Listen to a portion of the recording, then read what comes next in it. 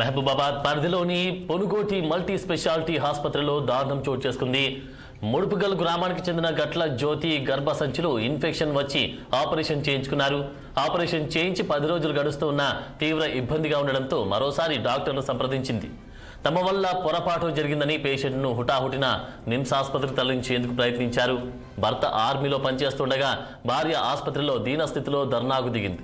2 పిల్లలను చూపిస్తూ తనకు చేయాల్సిన ఆపరేషన్ చేయకుండా తప్పుడు ఆపరేషన్ చేసిన డాక్టర్పై చర్యలు తీసుకోవాలని ఆందోళన చేపట్టింది.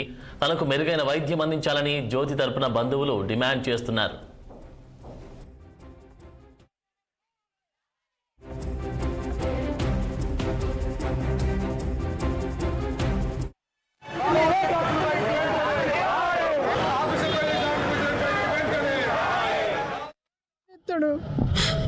దేశం కోసం పోరాడే సైనికుని కుటుంబం అండి ఇది.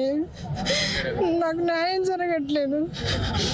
గర్భసంచిలో కంతులేని అని హాస్పిటల్కి వచ్చిన వాళ్ళు ట్రీట్మెంట్ చేసేటప్పుడు 3 ఆపరేషన్లు అయిపోయినాయి నాకు అని చెప్పిన. 4వ ఆపరేషన్ ల్యాబ్లో అయితే చేయండి అని చెప్పిన. నీకు కాంప్లికేషన్స్ ఉంటాయమ్మా, ల్యాబ్లో 100% కాదు, ఓపెన్ సర్జరీ చేస్తానన్నారు. సరే మేడం ఓపెన్ సర్జరీ చేయండి అని చెప్పిన తర్వాత వీళ్ళు ఆపరేషన్ చేసిర్రు. 3 డేస్ వరకు యూరిన్ సంచితోనే ఉన్నా. నేను యూరిన్ కింద నుంచి పైపులో నుంచి వెళ్ళిపోయింది కాబట్టి నాకు పెయిన్ తెలియలేదు.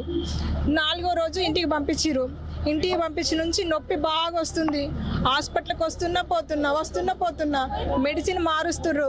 ఏంటో ప్రాబ్లం ఏంటో చెప్పట్లేదు. లాస్ట్లో ఒక రోజు మేడం నేను తట్టుకోలేకపోతున్నా, నేను చచ్చిపోతట్టుంది మేడం, నొప్పి బాగా వస్తుందని అడిగితే అల్ట్రాసౌండ్ చేయించారు. అందులో ఏం తెలియట్లేదని సిటీ స్కాన్ చేయించారు. అందులో ఏమని వచ్చిందంటే ఇటు లెఫ్ట్ సైడు కిడ్నీ భాగంలో యూరిన్ నాళం కట్ అయిపోయింది.